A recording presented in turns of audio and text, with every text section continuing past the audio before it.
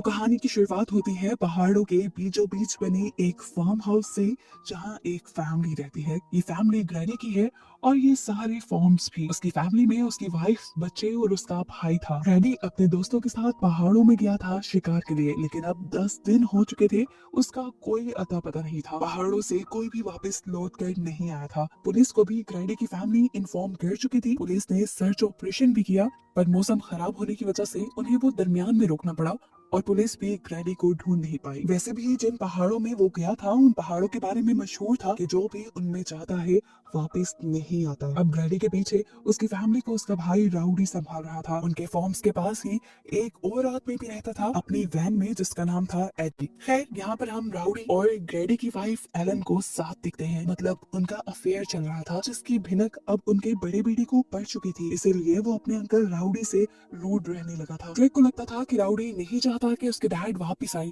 इसीलिए वो खुद उनकी तलाश का फैसला करता है। हालांकि राउडी खुद अपने भाई से बहुत प्यार करता था और उसे ही सबसे ज्यादा ग्रैनी की फिक्र थी। ड्रेक को अकेला जाता देखकर वो उसे जाने से मना कर देता है, उससे घोड़ा भी ले लेता है और खुद जाने का फैसला करता है अपने भाई को ढूंढने के लिए। हालांकि उसकी एक टांग खराब भी है और पहाड़ों पर चढ़ना उसके लिए काफी मुश्किल है। लेकिन मजेदार की बात कि इस सब की जरूरत ही नहीं पड़ी, क्योंकि कुछ ही देर में हमने देखा कि ग्रैनी वापस आ चुका है। उसकी हालत इतनी ज्यादा बुरी थी कि दूर से तो ये लोग पहचान भी नहीं पाए कि ये ग्रैनी है। उससे चला नहीं जा रहा था, उसका मुंह भयानक लग रहा था। ये लोग उसे सहारा देते हुए लेके आते हैं तो वो बार बार गिरने लगता है, जिसका मतलब था कि वो बहुत ज्यादा वीक हो चुका है। ये लोग उसे उठाकर सहारा देते हुए जाकर उसके रूम में लेटा देते हैं। उन्होंने चेक करने के लिए डॉक्टर को बुलाया तो डॉक्टर ने बताया कि इससे रेडी को बहुत ज्यादा कमजोरी हो चुकी है, लेकिन वो पहाड़ों से बचकर वापस आ गया है, ये भी बहुत बड़ा चमत्कार है। डॉक्टर के मुताबिक इतनी देर तक कोई भूखा नहीं रह सकता था।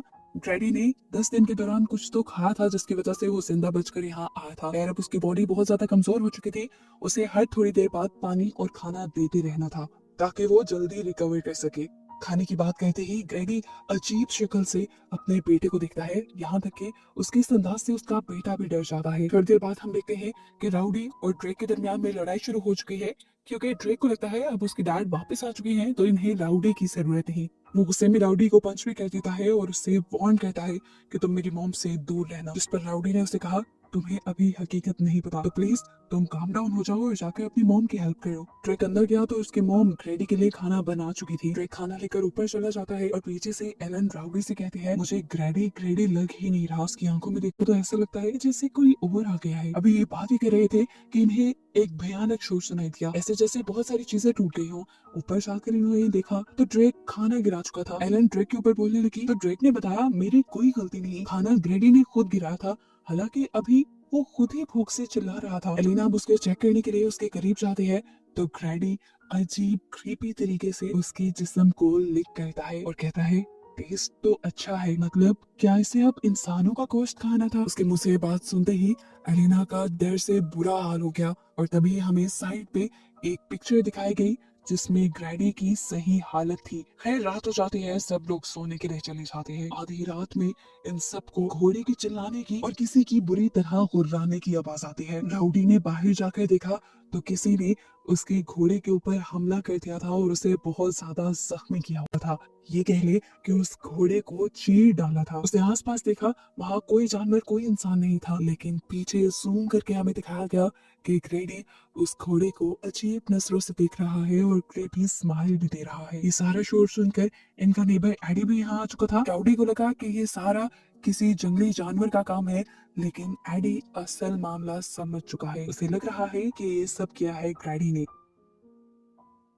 सुबह होते ही वो ग्रैनी से मिलने के लिए जाता है और अपनी जेब से एक चाकू निकाल लेता है और साथ ही अपनी स्टोरी पे सुनाने लगता है बचपन की, जब उसके अंकल उन पहाड़ों से बिल्कुल ग्रैनी की ही तरह जिंदा बचकर वापस आए थे। ग्रैनी की तरह ही वो भी बहुत ज्यादा वीक होकर आया था और आते साथ ही उसने एडी की पूरी फैमिली को खत्म कर दिया था। उसकी इस हरकत की वजह से पुलिस वालों ने उसे गोली मारकर खत्म कर दिया था, नहीं तो वो बाकी लोगों को भी मार देता। एडी को बताता है, मैं जानता हूँ तुम्हारे अंदर भी ऐसी ही कोई पावर आ चुकी है जो मेरे अंकल के अंदर आ गई थी। वो तुम्हें अंदर से खा रही है, खोखला कर रही है। अगर तुम उसे अंदर से निकाल दो तो तुम ठीक हो जाओगे। उसकी ये बातें सुनकर ग्रैनी किसी भूत की तरह एकदम से सीधा हुआ और चीखते हुए बोला, वो ये सारे काम पहले ही कर चुकी है। वो मेरी बॉडी पे कब्जा कर चुकी है। उसने मेरी बॉडी खोखली बना दी है। एडी अब उसे मारने की सोचता है और ग्रेडी उसकी सोच पढ़ लेता है और उससे कहता है जो सोच रहे हो वो करना भी मत, क्योंकि तुम एक बूढ़े इंसान हो, तुम्हारे पीछे कोई स्ट्रेंथ नहीं, और मैं एक अच्छा फार्मर हूँ। अगर तुमने मुझे मार दिया तो तुम पूरी जिंदगी जेल की चक्की पीसते रहोगे। ये कहते ही वो लेट गया और एडी वहां से चला गया। एडी डर चुका था। वो अब खतरे के बारे में सबको बताना चाहता था, इसलिए वो राउडी के पास गया और उसने सारी बातें राउडी को बताना शुरू की कि असल में जो ग्रैडी उन्हें नजर आ रहा था वो अब ग्रैडी था ही नहीं। यहाँ पर ग्रैडी की बॉडी तो थी, लेकिन उसके अंदर ग्रैडी की सोल नहीं थी। ग्रैडी के अंदर घुस चुकी थी वेंडिको की सोल। ये एक शैतानी सोल थी जो पहाड़ों में रहती थी और लोगों पर कब्जा कर लेती थी। ये कैनिबल थी, आदमखोर थी, इंसानों को खाया करती थी।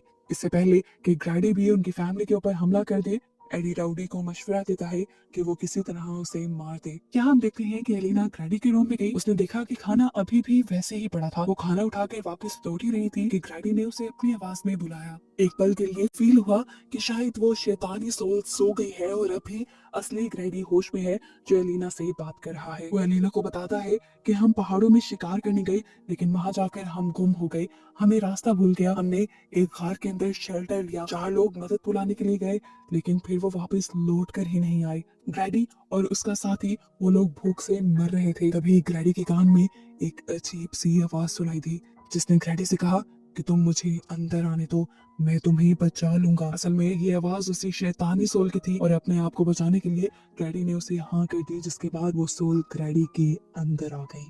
उस सोल के अंदर आते ही ग्रैडी ने अजीब काम करना शुरू कर दिए। इसने एलिना को बताया कि उस सोल ने मेरे से मेरे ही दोस्त को मरवा दिया और फिर मैंने उसे मार कर खा लिया। ग्रैडी एलिना को वार्न भी करता है कि मेरे अंदर जो सोल है, जो शैतानी आत्मा है, वो अभी और शिकार करना चाहती है। उसने अभी ये सब बताया ही कि एलिना डर गई और यहाँ से बाहर जाने लगी, लेकिन एक सेकंड गुजरने से पहले ही ग्रैडी उसके सामने आकर खड़ा हो गया। ग्रैडी ने अब उसे गले से पकड़ लिया और उसके मुंह से अब थूक निकल रहा था, जैसे वो एलिना को खाने के लिए तैयार हो।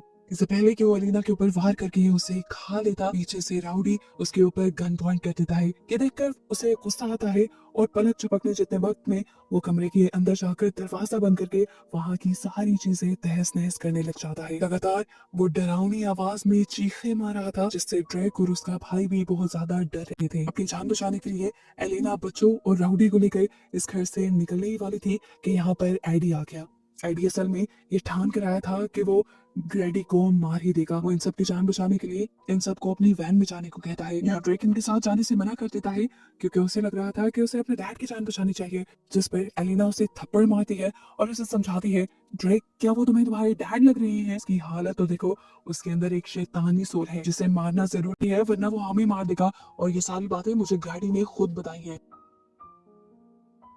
ये कहने के बाद ये लोग इस घर से चले जाते हैं। एडी ऊपर जाता है ग्रैडी को मारने के लिए, लेकिन उससे पहले ही पीछे से ग्रैडी आकर उसकी ही गर्दन पे वार करके उसे ही मार डालता है। यहाँ पर हमें अब राउडी को दिखाया गया जो गन लेकर बाहर निकला था, क्योंकि वो भी ग्रैडी को खत्म करना चाहता था। उसके पीछे एलिना आ गई, जिसने उसे गले लगा लिया। इसके बाद वो बिना कुछ देखे घर के अंदर चला गया।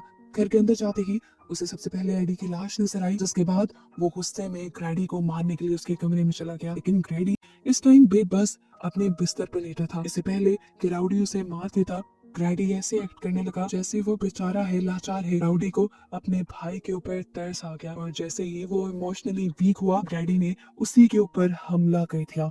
शोर सुनकर एलिना को भी खतरे का अंदाजा हो जाता है।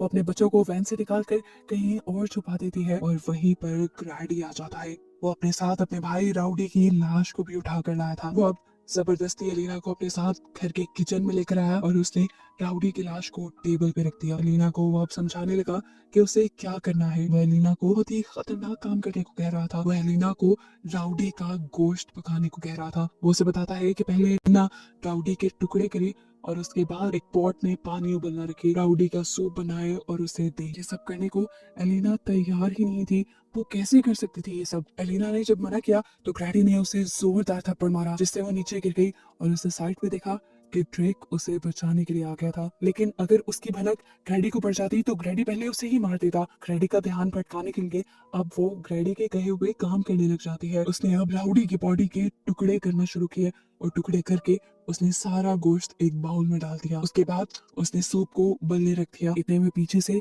ड्रेक ने गन ढूंढकर उसे लोड करना शुरू कर दिया था। सूप पकाकर एलिना एक बोल ग्रैडी के सामने रख देती है तो ग्रैडी उससे एक और बोल तैयार करने को कहता है क्योंकि वो चाहता था कि एलिना ये गोश्त उसके साथ मिलकर खाए। एलिना ने उसे साफ कह दिया कि मुझे भूख नहीं है, लेकिन तभी पीछे से ड्रेक के हाथ से गोली छूटकर गिर गई।